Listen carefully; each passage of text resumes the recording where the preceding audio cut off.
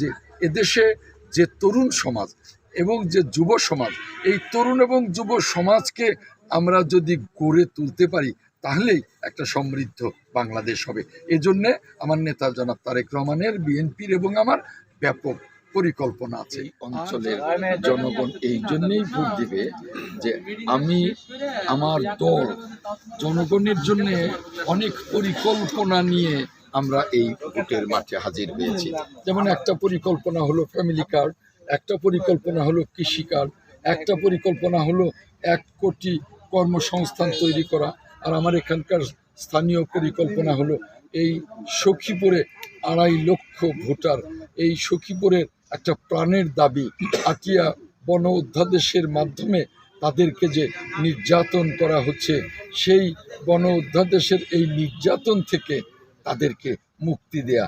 আমার সখীপুরের মানুষ জানে যে আমি তাদের পাশে এই বন অধ্যাদেশের এই কালো আইনের বিরুদ্ধে লড়াই করছি সেই 1986 সাল থেকে আজ অবধি, এবং তারা বিশ্বাস করে যে ইনশাল্লাহ আমি নির্বাচিত হলে এই বন অধ্যাদেশের এই কালো আইন থেকে আমি সখীপুরের মানুষকে মুক্তি দেব।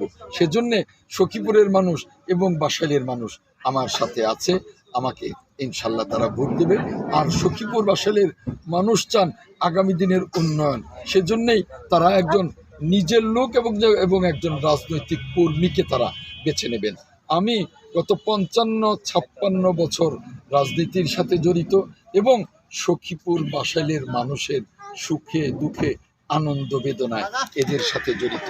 কাজেই সখীপুরের মানুষ মনে করে যে আমি অ্যাডভোকেট আহমেদ আজম খান তাদের আপন মানুষ, তাদের ঘনিষ্ঠ মানুষ, সুখে দুঃখে তাদের পাশে আছি, সেজন্যে তারা আমাকে ভোট দেবার জন্য ইনশাল্লাহ মুখিয়ে আছে। নারীদের অধিকার রক্ষায় আপনার যেভাবে সিদ্ধান্ত নেবে সেভাবে এখানে গণভোট এবং দলীয় ভোট দুটো ব্যালট থাকবে।